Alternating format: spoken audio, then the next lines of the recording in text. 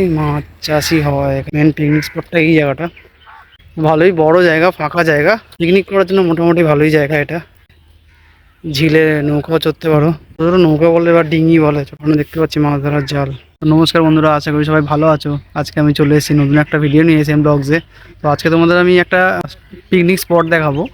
ওই বানতলা বাজারের থেকে সায়েন্স সিটি থেকে, তোমরা যদি সায়েন্স সিটি থেকে আসো তো বানতলা বাজারের ঠিক আগে একটা লেফট সাইডে গলি পড়ে গেছে, সেখানে যেতে পারবে। আর তোমরা যদি বামনঘাটার দিক থেকে আসো তাহলে ওখান থেকে ডান দিকে বানতলা বাজারটা ক্রস করে ডান দিকে একটা ব্রিজ পড়ছে, তার ঠিক ডান দিকে দিয়ে একটা রাস্তা আছে, সেটা তোমরা ঢুকলেই তার থেকে 2-3 মিনিট পরেই তোমরা জায়গাটা দেখতে পাবে।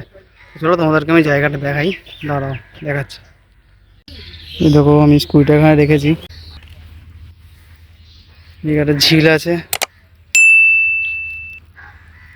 এখানে, মাছ চাষি হয়, ছোটো ছোটো ছোটো নৌকাও পাতা আছে। এই পাশটা দিয়ে তোমাদেরকে দেখো, সে দূরে হালকা হালকা মনে হচ্ছে কুয়াশা পড়েছে, ধোঁয়াশা টাইপের। এখানে ছোট্ট বসার জায়গা আছে,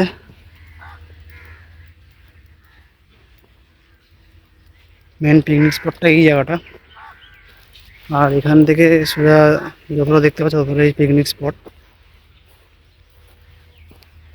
এদিকেও একটা ঝিল মতো আছে, চারিদিকে নারকেল গাছ, সুপারি গাছ, আম গাছ, পেয়ারা গাছ, সব রকম গাছই দেখতে পাবে তোমরা। দেখো সূর্যটা অস্ত যাচ্ছে, দেখো ভালো করে, এই দেখো কি সুন্দর লাগছে।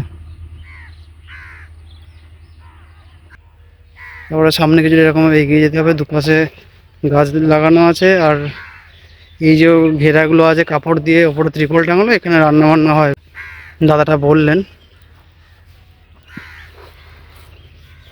ভালোই বড় জায়গা, ফাঁকা জায়গা।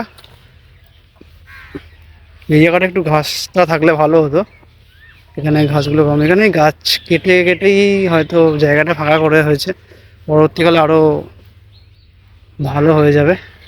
এই যে এরকম ছোটো ছোটো ঘরগুলোতেই হয়তো রান্না বান্না করতে পারবে তোমরা। এখানে কথা বললাম যে ডেকোরেটর মাল যদি তোমরা নিজেরা নিয়ে আসতে চাও সেটাও নিয়ে আসতে পারো, বা এখান থেকে এরাও প্রোভাইড করে দেবে। আর এখানে আসলে তোমরা পুরো প্রচুর পাখির আওয়াজ শুনতে পাবে,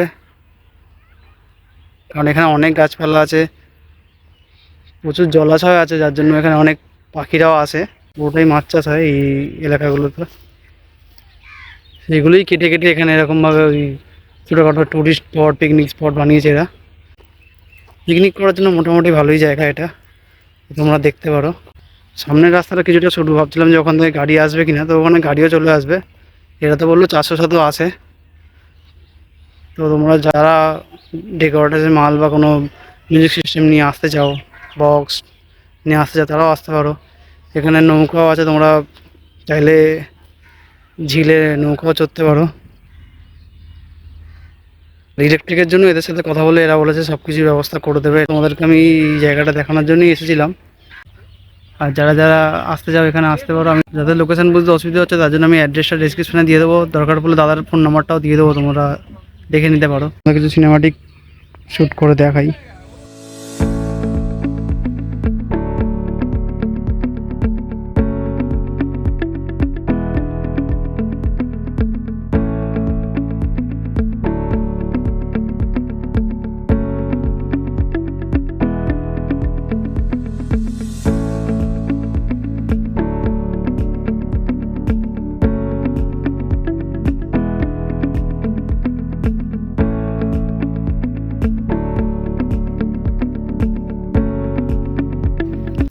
এখানে পাখির প্রচুর কোলাহল শুনতে পাবে।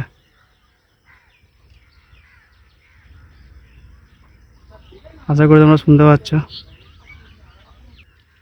ভালো করে শোনো।